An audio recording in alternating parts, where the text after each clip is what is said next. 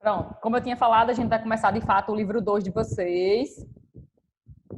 E a gente vai começar pela aula 6 de Geografia 2, viu? Porque é continuidade da última aula que eu dei do livro 1, que falava sobre as divisões regionais do Brasil. A gente viu 3 divisões regionais do Brasil. A gente viu a divisão oficial, que é do IBGE, a gente divide o Brasil em 5 regiões, 5 macro-regiões, conforme critérios atuais, né? Critérios físicos e critérios sociais.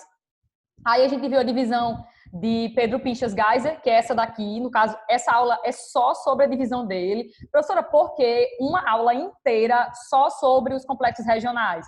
Porque essa divisão aqui ela é considerada a mais aceita, digamos assim, a mais fiel, a que reflete melhor as condições sociais, culturais, econômicas do nosso país. Ela é a que mais demarca as unidades paisagísticas do Brasil, que demarca essas mudanças que ocorreram e que vem ocorrendo no Brasil atual. Então, é por isso que tem uma aula especificamente para ela. Aí a gente viu essa daqui e viu também a de Milton Santos, que foi de 1999. O geógrafo Milton Santos fez uma divisão do Brasil e dividiu ele em 4 Brasis e criou uma região chamada região concentrada, que junta as 2 regiões do IBGE, que é a região sudeste e a região sul. Chamou de concentrada porque é que concentra o maior número de tecnologias, de indústrias, de pessoas, de serviços, de mercadorias, fluxos de mercadorias e da globalização em si, dos efeitos da globalização. Aí essa daqui, que é a que a gente vai focar mesmo agora, ela foi feita no ano de 1967 por um geógrafo brasileiro chamado Pedro Pinchas. Ele dividiu o Brasil em 3 regiões. É chamada de regiões geoeconômicas. Por quê? Porque evidencia o critério econômico e evidencia também o critério socioespacial, como se organiza o território brasileiro, como se organiza em relação à divisão territorial do trabalho. Aí ele vai mostrar que cada região brasileira, né, são 3, cada região brasileira participa da produção e da circulação de riquezas no território brasileiro, sendo que participa de modo diferente. Cada região vai ter suas particularidades, sejam particularidades físicas ou particularidades do ponto de vista social. E é isso que a gente vai enfocar a partir de agora, né, em cada região dessa. Então, ele vai dividir o Brasil em 3 regiões geoeconômicas, que vocês podem encontrar também o nome de complexos regionais, também chamado de complexos regionais. Então, essa parte em verde seria a Amazônia, aqui em laranja o Nordeste, e essa parte sul aqui, centro-sul, na verdade, centro, porque vai da parte central do Brasil até a parte sul do Brasil, que engloba alguns estados da região centro-oeste, sudeste e sul. Ele vai chamar de centro-sul. Uma coisa que a gente precisa observar de cara é que ele não respeita as divisões territoriais, né? Ele não respeita essas divisões administrativas, político-administrativas entre os estados. Ele vai cortar aqui o Maranhão, ó, corta em 2. Por quê? Porque ele considera que essa parte oeste do Maranhão, ela está ligada ao complexo aqui da Amazônia, por questões naturais e questões socioeconômicas, está ligada à Amazônia. Essa porção norte do Mato Grosso, ele insere também na Amazônia, e a parte sul não. Ele vai dizer que essa parte sul do Mato Grosso, ela está mais relacionada ao centro-sul. Especificamente essa parte aqui, a parte norte, centro-norte dessa região centro-sul, muito ligada à produção de soja, trigo, soja, de grãos no Brasil. Outra coisa é que ele considera também a parte sul do Tocantins, como a parte sul do Tocantins é um remanescente de cerrado, bioma cerrado, é uma das áreas que mais crescem hoje em dia de produção de soja no Brasil. Não sei se vocês lembram, ano passado, de uma região chamada Matopiba. Matopiba quer dizer, é a junção de siglas de estados brasileiros, que hoje em dia vem crescendo muito na produção de soja, no ramo sojicultor. Ma de Matopiba, Maranhão, Tocantins, Piauí e Ba de Bahia. É tanto que hoje em dia se considera essa parte sul do Tocantins pertencente ao complexo Centro-Sul, por estar mais ligado a essa questão aqui do complexo sojicultor, da parte central do Brasil. E também algumas pessoas já estão considerando uma partezinha aqui oeste da Bahia como também fazendo parte do complexo Centro-Sul, por causa também da produção de soja, atualmente. Sim, aí ele também divide o território aqui de Minas Gerais, divide Minas Gerais, a parte norte de Minas Gerais está ligada à região Nordeste. Por quê? Por questões tanto naturais, porque essa região aqui também sofre com escassez de chuvas, está dentro de uma área semiárida, está dentro de uma área também de domínio da caatinga, da vegetação caatinga, do bioma caatinga, e é também uma região de condições socioeconômicas bem parecidas com a região Nordeste, com os membros aí da região Nordeste. Tudo bem até agora? Opa, passei demais. Então, eu já expliquei isso daqui, já expliquei. Agora a Camila está entrando de novo.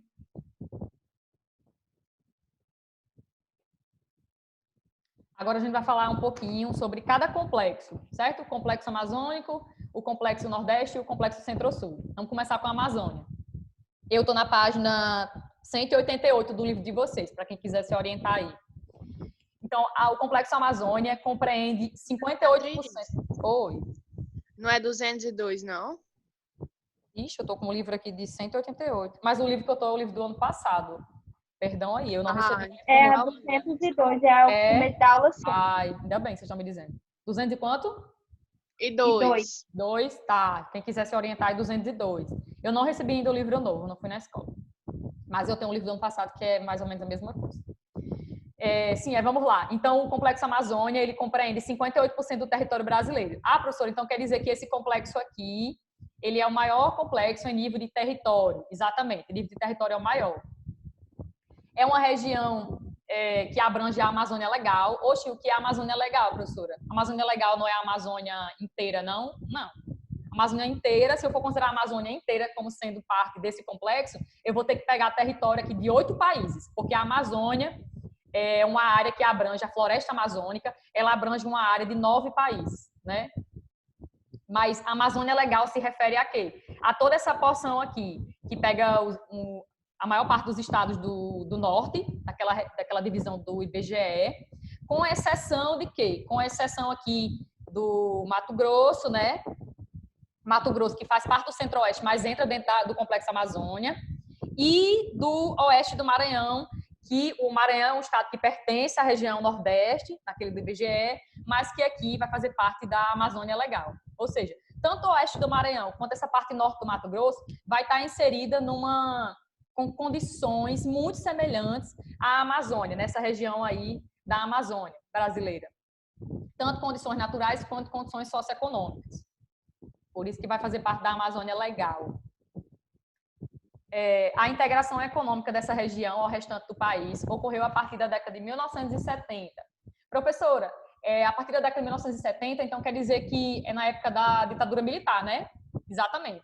A Amazônia começou a se tornar uma região muito importante para o Brasil, começou a ser desenvolvida, a serem criados diversos tipos de projetos para integrar ela às outras regiões do Brasil a partir da década de 70, através de projetos que foram feitos na época da ditadura militar. Até 1970, a Amazônia era uma região muito baseada na produção de extrativa vegetal. Mas aí, a partir desse período aí, vão ser incentivadas obras de infraestrutura que vão interligar a Amazônia e vão criar outras formas de economia, como vão investir maciçamente no setor mineralógico. Vai ser descoberta muitas reservas de minerais, como, por exemplo, na Serra dos Carajás, na Serra Pelada, que são 2 serras presentes no estado do Pará. Vão começar a ser exploradas maciçamente a partir da década de 70, 80. E também, a partir desse período, vai haver um grande desenvolvimento no ramo de agropecuária, né? No setor de agrícola, na agroindústria, e também no setor de pecuária, né? Pecuária para a produção de carne de corte, né? Gado de corte. Aí vão se cultivar, vão se retirar o extrato vegetal para se plantar capim, para esses animais se alimentarem e ser dado o processo de pecuária. Aí houve a construção de importantes rodovias, ou seja, a partir da década de 70 vai começar um grande desenvolvimento nessa região, principalmente por causa da criação da Sudan. Eu já falei um pouquinho sobre ela, mas eu vou falar de novo. A Sudan vai financiar diversos projetos nessa região da Amazônia, legal. Então, vai haver a construção de diversas rodovias, como a Belém-Brasília, de Belém a Brasília, Belém Pará até Brasília, de Brasília até o Acre, de Cuiabá até Santarém, e também uma rodovia que é muito conhecida, que vocês devem conhecer, já devem ter ouvido falar sobre ela, a BR-230, que é uma BR transversal, que ela vai da região da Amazônia e vem até Cabedelo, na Paraíba, que é a Transamazônica, rodovia Transamazônica. Já ouviram falar dela? Transamazônica? Já ouviram falar dela?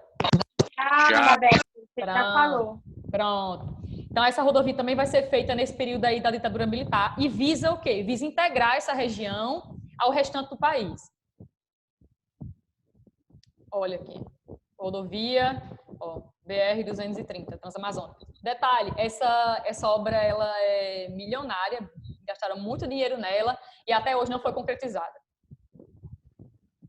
Serra dos Carajás é uma serra que fica ao sul do estado do Pará. Você deve ter ouvido falar dela já também. É uma área de intensa exploração pelaquela companhia chamada Companhia Vale do Rio Doce. Lembram dela? Era uma empresa nossa, era uma empresa brasileira, que foi privatizada no ano de Companhia Vale do Rio Doce. A Companhia Vale hoje é simplesmente uma das maiores empresas de mineração do mundo, principalmente no ramo de mineração de ferro no Brasil. Então, entre as décadas de 70 e 80, essa empresa que era nossa foi vendida no ano de 97. Ela começou a explorar a Serra dos Carajás. Foi descoberta enormes reservas na Serra dos Carajás, de minério de ferro, ouro, estanho, bauxita, níquel, cobre, mas principalmente o minério de ferro. Graças à Serra dos Carajás. A Serra dos Carajás, na verdade, é considerada hoje em dia como o principal polo mineralógico do Brasil, de minério de ferro. Antigamente se achava que era o quadrilátero ferrífero, lá em Minas Gerais. Eu vou mostrar já sobre isso, um mapa sobre isso. Mas... Ana Beatriz. Oi. Aquele negócio, aquela rodovia, aquela negócio Transamazônica. Sim, era para interação, porque eu nunca ouvi falar sobre ela. Não? Então... Não. Ela foi feita exatamente para ligar a região Nordeste à região norte do país. Né? Isso. No Nordeste, nossa região, a região Norte. É tanto que vai até uma cidadezinha a leste, na Paraíba, no estado da Paraíba, chamada Cabedelo. Cabedelo é uma cidade bem próxima a João Pessoa, né? Salvo engano, faz parte da região metropolitana de João Pessoa. Então, ela é considerada uma rodovia transversal, por quê? Porque ela está no sentido transversal no território brasileiro. Aí vai do Amazonas, do estado do Amazonas, até o estado da Paraíba, para integrar o Nordeste ao Norte. Foi feita nesse período aí da ditadura militar. Então tá bom. Obrigada. Sim, aí pronto. Ana Beatriz, e o intuito era fortalecer o comércio entre essas regiões, não era? Isso, o fluxo de mercadorias. Porque, pare e pense comigo, essa região norte é uma região muito densa em termos de vegetação e também muito densa em redes fluviais. Tem muitos rios, né? E tinha poucas estradas até então. Então, era necessário criar meios de locomoção, principalmente não só de pessoas, porque o objetivo principal, o povo diz que é de pessoas, mas a gente sabe que é de mercadorias. Então, era para integrar essas regiões, né? Tanto a região norte e a região nordeste, quanto a região norte ao centro-oeste, sudeste e sul do país. Por isso que começaram a fazer diversas obras. Aí, sim, uma delas foi descoberta a Serra dos Carajás. Oi? Eu já escutei em algum lugar falar que se essa obra da Transamazônica tivesse sido concluída, teria como vir água da Amazônia para o Rio São Francisco. É verdade isso? Não. É não porque não é um projeto de transposição. É um projeto só de integrar no âmbito de rodovias, né, de criar rodovias para integrar a região norte e a região nordeste. Não visa transpor água, não visa não. Tá. Ana Beatriz, então é só o fluxo de pessoas, né? Visa só isso, o fluxo de pessoas e mercadorias, comércio, exatamente. Principalmente comércio. Aí sim, então houve a construção de obras estruturantes, como as hidrelétricas de Tucuruí. Detalhe, essa Serra dos Carajás, eu falei que ela é uma das mais importantes do mundo, em minérios, né? Foi descoberta na década de 70, 80. Aí a Vale tomou posse mesmo dela, interina, digamos assim, porque no início era uma empresa norte-americana e a Vale era nossa, né, no caso. Aí, com o tempo, a Vale comprou a posse do território como um todo e passou a dominar toda a Serra dos Carajás. Aí era necessário, para a mineração, era necessário uma infraestrutura para levar esses minérios. Tipo, como é que a empresa ela ia carregar esses minérios para exportar, por exemplo, para outro país? A maior parte do que é produzido aí, que é retirado, que é extraído da Serra dos Carajás, é exportado para outros países. China, Japão, países que compram muito minério de ferro para produzir outros produtos. Então, era necessário criar uma infraestrutura necessária para isso, para o escoamento desses minérios. E aí, construíram também no Pará, essa usina aqui, o Tucuruí, a usina de Tucuruí. Essa usina, que gera energia através de rios, uma usina hidrelétrica, no caso, ela foi feita exatamente por quê? Porque se necessitava de muita energia. Então, de onde é que vinha essa energia? Onde é que ia vir essa energia? Então, fizeram essa usina exatamente para suprir a necessidade da empresa, né, para explorar a região. Além disso aí, construíram uma enorme estrada, ferrovia, rodovia, que interliga a Serra dos Carajás, no Pará, até São Luís, no Maranhão. Por quê? Porque o produto ele tem que ser exportado. Então, ele vai ser exportado por onde? Por um porto. Aí fizeram o porto de Itaqui, em São Luís, no Maranhão, que é por onde o minério ele é escoado. O Vinícius está entrando agora. Então, criaram uma estrutura muito, muito boa, muito eficiente para escoar essa produção. De início, quem tinha poder era nós, né? Era o Brasil. A instalação de complexos minerais, cara, já falei. Aí vem a Zona Franca de Manaus. Lembra da Zona Franca de Manaus? Existe até hoje. É uma grande iniciativa do governo brasileiro na época da ditadura militar. A Zona Franca de Manaus é como se fosse uma zona de livre comércio. É isso, uma zona de livre comércio.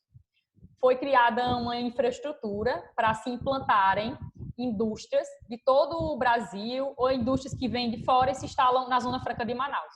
Principalmente, essa Zona Franca ela foi criada para atrair o investimento estrangeiro, ou seja, para empresas que são transnacionais, que vêm de outros países e se instalam na Zona Franca. Essa Zona Franca foi criada no ano de 1967, início da ditadura militar.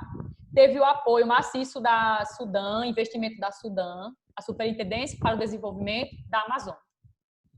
Essa Zona Franca, eu vou mostrar lá na frente um pouquinho sobre ela.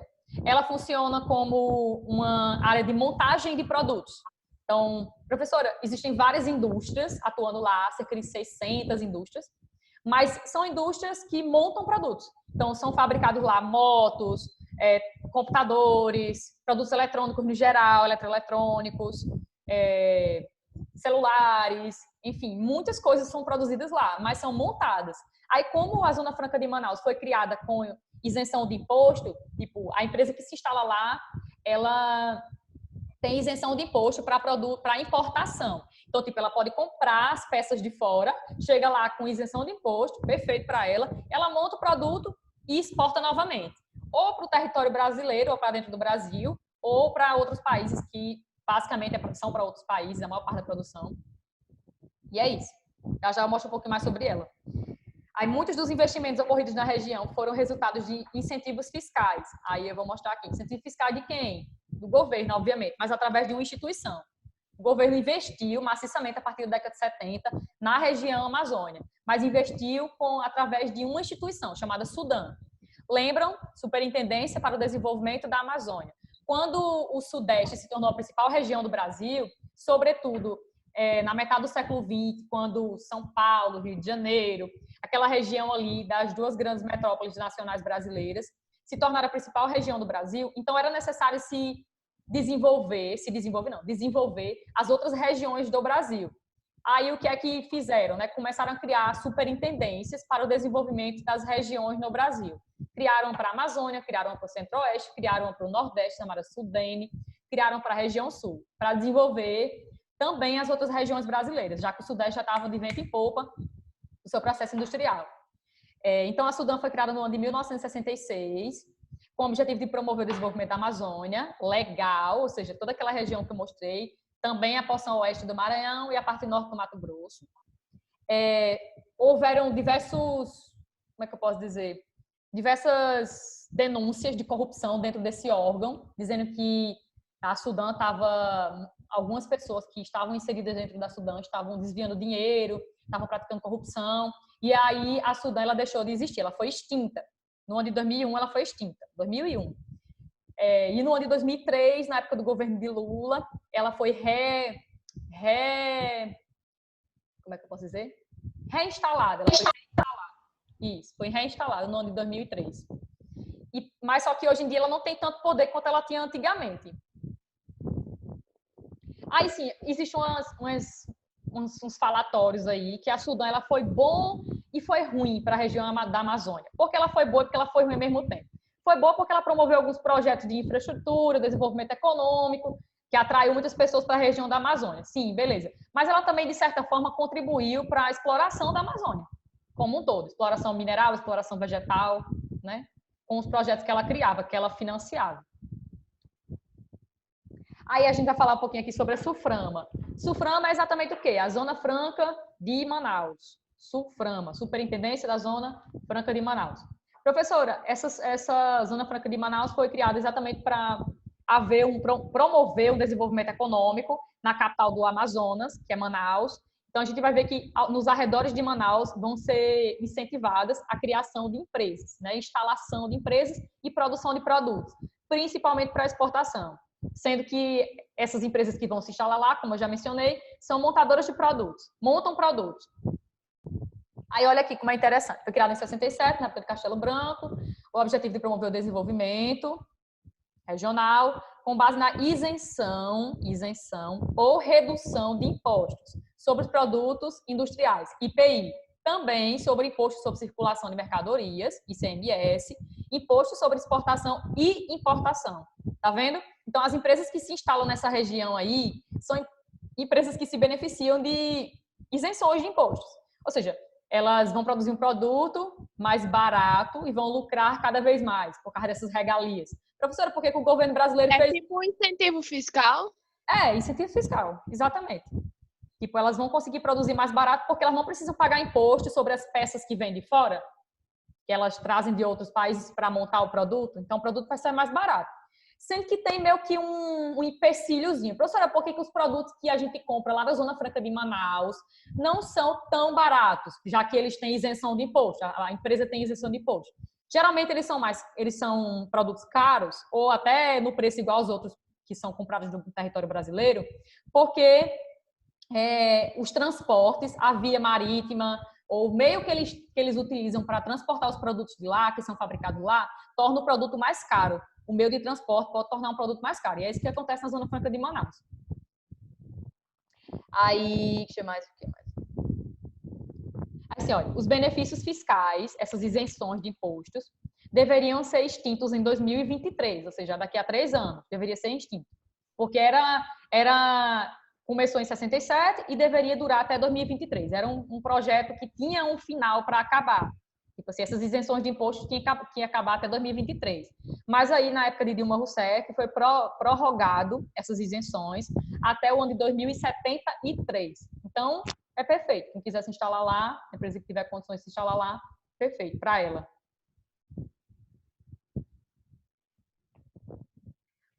Aí aqui eu tenho uma imagem aérea, né, da Zona Franca de Manaus.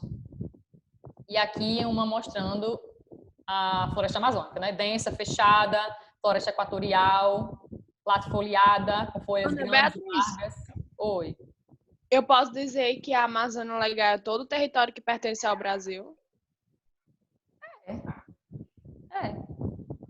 Aí por que você fica dizendo isso lá?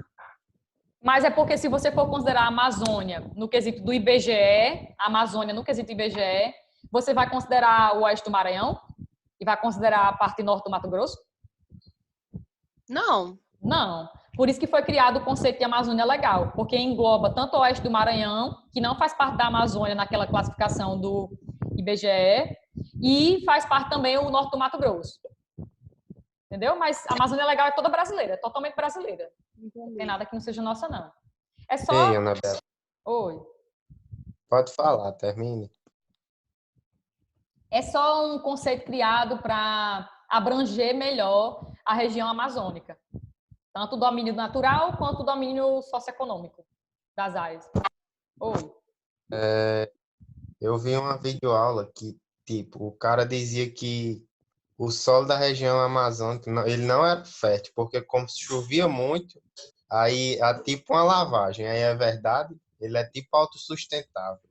É, é exatamente isso. O solo da Amazônia é um solo pobre, um solo pouquíssimo fértil, mas o que mantém o solo da Amazônia fértil é a vegetação.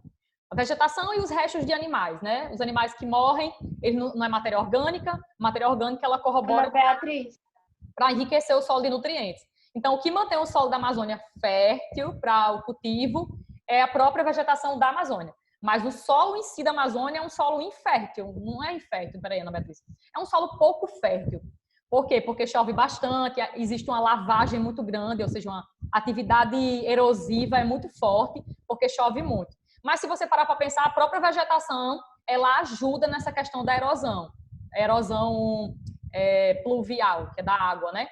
Por quê? Porque como a vegetação é muito densa, muito fechada, então a vegetação ela meio que impede grande passagem de água para o solo, deixando o solo protegido. Deu para entender? Aí, além dela proteger da questão da erosão pluvial, ela também fornece nutrientes necessários para esse solo. Fornece restos de animais e fornece também aquelas folhas, galhos, também são nutrientes para o solo. Mas o solo em si da Amazônia é um solo pouquíssimo fértil. Ana Beatriz, uma coisa que também influi nesse fato do solo da Amazônia é a pecuária, né? Outra coisa que contribui também, A, né, a criação de gado faz com que fique mais infértil ainda. Por causa do pisoteamento, né? A gente pensa que não tem nenhum pisoteamento. tipo de degradação, mas tem. Os animais ficam pisoteando lá o tempo todo. Sem contar que as pessoas que criam animais, nessa região aí sobretudo, eles começam a praticar a retirada da vegetação para cultivar capim para esses animais, para esses animais se alimentarem.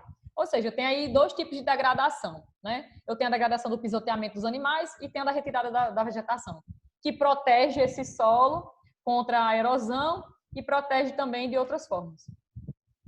Certo. Aí vamos lá. Nas últimas décadas passou a ser destino dos movimentos migratórios interregionais. A região amazônica, lá no início da década de 70, quando começaram a criar infraestruturas necessárias, essa região passou a ser palco também da vinda de muitas pessoas, né? Da ida de muitas pessoas para lá. Na tentativa de emprego, de melhor condição de vida, muitos nordestinos migraram do Nordeste para a região amazônica, sobretudo em alguns períodos específicos.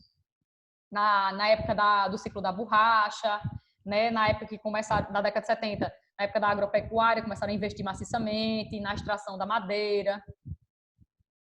Mas não só nordestino, viu? Migra para a região da Amazônia. Pessoas também do Sudeste migram, Centro-Oeste e Sul. Aí, sua economia. A economia da Amazônia é baseada em quê? Agropecuária, né? Agricultura, pecuária, mineração e um recente aí, processo industrial, principalmente por causa da Zona Franca de Manaus. Mas, basicamente, a região amazônica é uma região onde sua economia é baseada no extrativismo vegetal, mineral e na agropecuária. E na mineração. Seu quadro natural. Aí, vamos lá. Qual o clima dessa região? O clima aí é um clima úmido, chamado clima equatorial úmido. Existe baixa amplitude térmica anual, eles têm uma constante de temperatura em torno de 26 graus, 28 graus. As chuvas são abundantes nesse clima, é um clima muito, muito úmido, mas ele é um clima meio que é corroborado com a própria vegetação. Cerca de 50% da umidade da região amazônica provém da própria vegetação, provém da própria floresta. Por quê? Porque as plantas elas exercem a evapotranspiração, elas transpiram também diariamente. Então, cerca de 50% da umidade da região amazônica provém da própria vegetação. Então, professora, se a gente está depredando essa região, a gente está desmatando muito, porque isso pode modificar o regime de chuvas da região? Sim. Completamente, né? Porque se a vegetação... E de outras regiões também, de outras regiões. Isso. A gente sabe que nessa região da Amazônia se formam os rios voadores, né? Enormes massas de ar que circulam sobre a parte central, sudeste do Brasil, que carregam chuvas para o Brasil. Então, a própria retirada da vegetação lá não influencia apenas a região amazônica, e sim o Brasil como um todo. Aí sim, esse é o quadro natural. Então, o clima é o clima equatorial úmido, Beatriz, as chuvas são abundantes. Oi? queria comentar mais uma coisa em relação ao que tu estava falando, tipo, da evapotranspiração e tudo mais. Olha É aí. que tem muita gente que acha que a Amazônia é o pulmão do mundo, né? Mas Mas não é. São não é, as porque algas. tudo que eles produzem, eles consomem, basicamente. Por exemplo, o ar, o oxigênio que eles produzem, a galera de lá consome. Que é os animais, que tem mais de, eu acho que são 30 milhões ou é 3 milhões, bilhões, sei lá, de espécies lá, Espécies. que a gente não conhece todas, que não tem como também a evolução, né?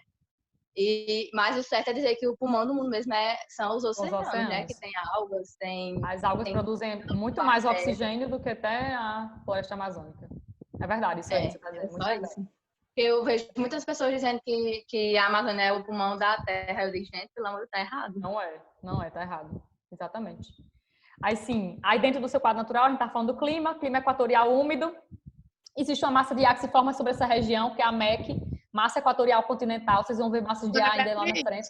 Oi. Eu sou nojenta mesmo. Por isso que eu perturbo.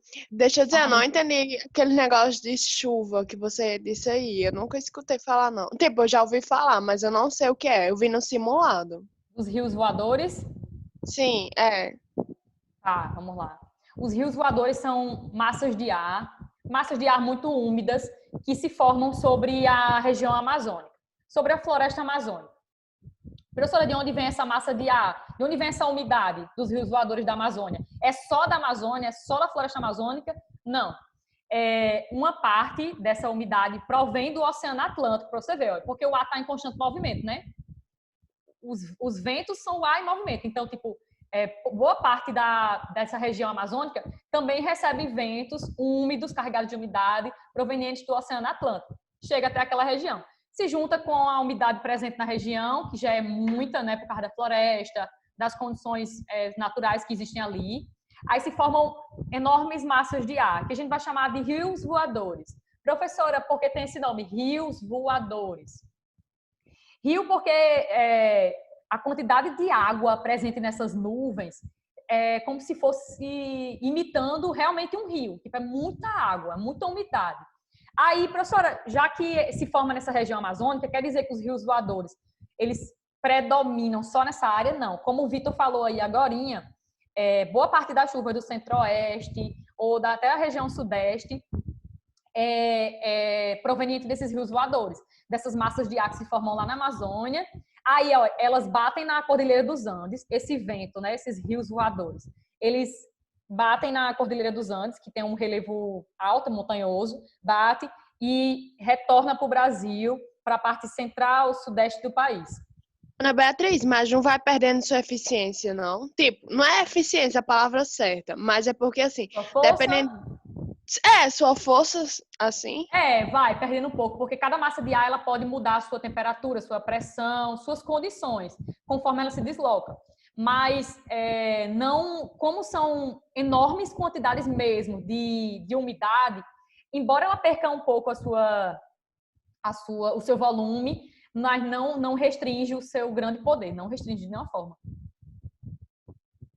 Aí as nuvens elas se formam ali sobre a Amazônia, elas vêm em direção ao oeste, aí chega até a Cordilheira dos Andes, aqueles países ali da Cordilheira dos Andes.